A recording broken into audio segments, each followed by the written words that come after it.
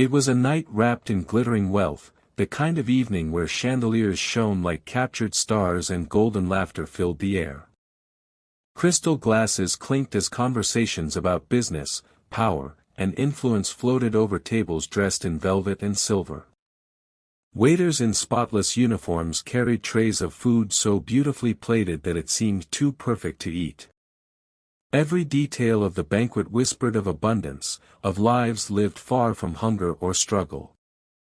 Yet, just beyond the halo of that brilliance, at the farthest edge of the hall where shadows gathered, stood a woman who did not belong to this world of plenty.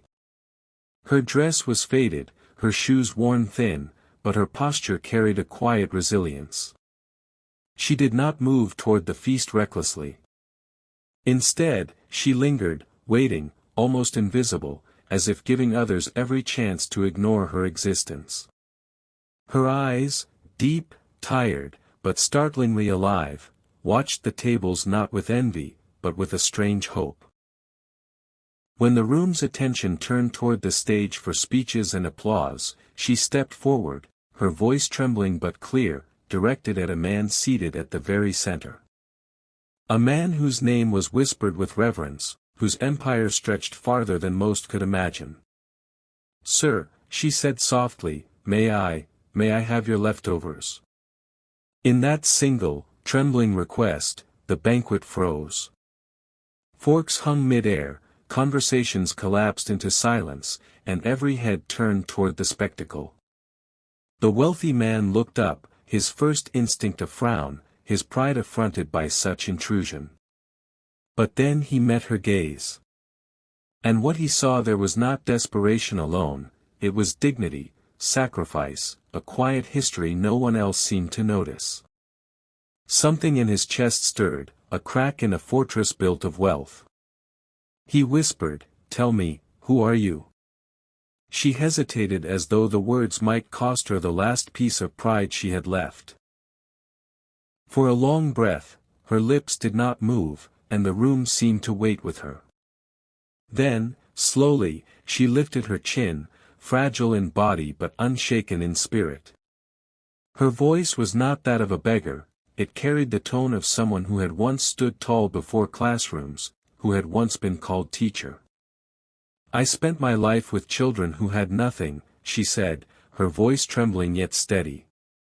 "Children who came hungry, who came without shoes, who came without hope. I gave them what I could. My food, my time, my strength. I worked through nights so they could have books. I ate less so they could eat more. And when my health faltered, when my body gave way, I smiled, because they kept going." Her eyes softened, glistening but proud. "I had no children of my own. But I called every one of them mine. Some became doctors. Others became teachers, nurses, builders. I had nothing left, except the joy of watching them walk across a stage I could never stand on." The hall had no sound now. Only hearts breaking. The millionaire leaned forward, his polished cufflinks glinting under the chandelier, but his expression was no longer one of pride, it was curiosity wrapped in something deeper. "Why are you here tonight?" he asked, his voice low, almost hesitant.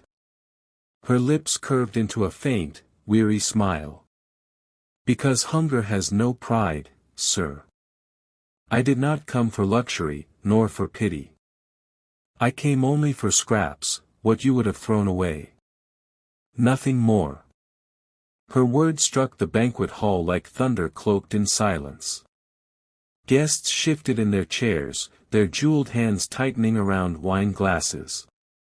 The waiters, holding trays heavy with untouched food, stood frozen as though caught between duty and shame. The man's eyes fell to the lavish spread before him, plates still steaming, untouched bread baskets, desserts glistening in sugar.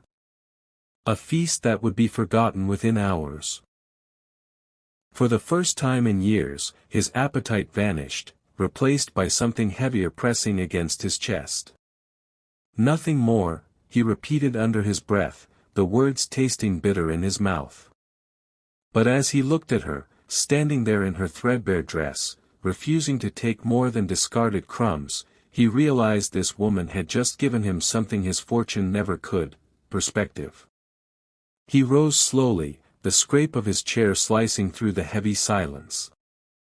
Every eye in the hall fixed on him, waiting, some expecting outrage, others a dismissal that would preserve the order of wealth and distance. But instead, he turned to the waiters and spoke with a steady command: "Pack every dish. All of it. For her." The woman's head shook almost instantly, her voice firm though her frame was frail. "No, sir. That is not what I asked. I came only for what would have been wasted. I will not take more than what is fair." A ripple of disbelief moved through the crowd. Who refuses abundance when their stomach cries of hunger? Yet her refusal rang with integrity, a strength no riches could buy. The millionaire's brow furrowed. "Do you know who I am?" Her answer came like a soft arrow: "I know what I see, a man blessed with more than enough." The hall seemed to lean forward, waiting for pride to ignite in him. But instead, his lips curved, not in arrogance, but in something almost reverent. "Then let me give," he said, voice thick with emotion, "not from my wealth, but from my heart." He extended his hand. "Please. Sit beside me." She hesitated, her hands trembling at her sides. A beggar at the table of a king, such things happened only in stories. Yet when she met his gaze, she saw no pity, no performance for the audience that held its breath. She saw only honor. Slowly, almost fearfully, she placed her hand in his, and he guided her into the seat beside him. The hall erupted in whispers. Forks clattered against plates, jewels glimmered as heads turned, disbelief etched on every face.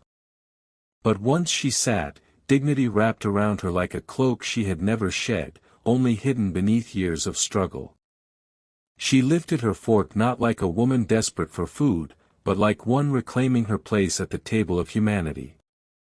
The millionaire studied her every gesture, struck by the grace with which she carried hunger, the poise with which she carried pain. Finally, his voice broke through the silence. "Do you regret it, all that you gave away?" Her smile was fragile, but her answer unshakable. "No. What I gave became seeds. And those seeds became lives." His throat tightened. In her reflection, he saw the ghost of his own teacher, the one who once believed in him. And for the first time in years, tears touched his eyes.